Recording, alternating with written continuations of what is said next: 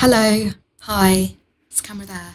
Yeah, I am being interviewed today by a Guardian journalist about why air conditioning is bad for the environment and there are alternatives to staying cool.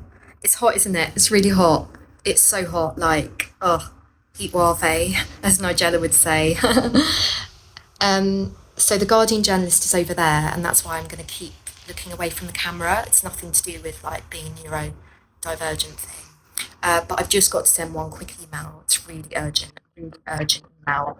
Got to get it off before the ferry match. Send, yeah, done. I don't use AI for my emails, as you can probably tell by kind of the way I am. Anyway, air conditioning. So it was discussed on Sky News last night. I don't usually watch Sky News, but I was on a break from ironically watching Love Island, which I watch in a sort of anthropological way. And seeing as that's now been bought by Sky, I feel like I can't be such a hypocrite anymore and completely boycott Sky News. So anyway, I saw Zoe Williams and Mark Wallace being interviewed about air conditioning and staying cool. And Zoe Williams rightly said that air conditioning is not the answer. I don't have air conditioning. I'm currently sitting in my cellar. It was my wine cellar, but we converted it when climate change started getting worse. So there are alternatives to air conditioning, which is really expensive and really bad for the environment.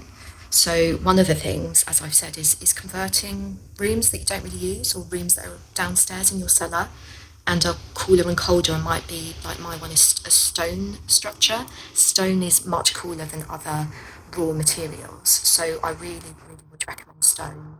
The other thing I would say is I didn't appreciate Mark Wallace's jokes about, just stripping off and eating nice Molly.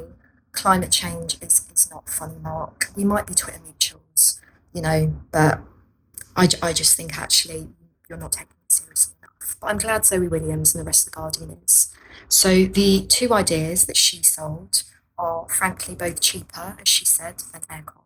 One is just sort of retiling your home. So replacing laminate, not laminate, your oak flooring with tiles if you can. I don't know why you would do that, but you wouldn't do the oak flooring, but you would do other parts of the house. And the other thing she suggested were replacing all your windows with a panel of water in between the double glazing. Never heard of that one, but I do like the sound of it.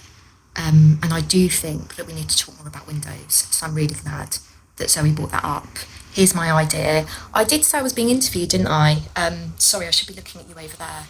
But, oh, you've moved. You're now sitting there. Okay. Oh, yeah. Thank you. So, as I was saying to the Guardian journalist sitting there, I think the main idea is we need to bring back the window tax. Not as it used to be, which was a punishment for the poor and for the work shy, but we need to bring it back because, frankly, windows let in too much light, too much sun, too much heat. And we need to have more stone. We need to go back pre-Reformation time. More snow, more stone. Stone is cool.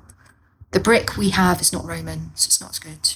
We need to come up with new raw materials, but we need to do it in an environmentally friendly way. And we need to change housing stock. We don't need more housing, we just need to renovate the stock that we do have and make it more stone-like, make it cooler. Less windows means less heat. I know that people might struggle with seeing the sun less, 15 and that, but just go outside more.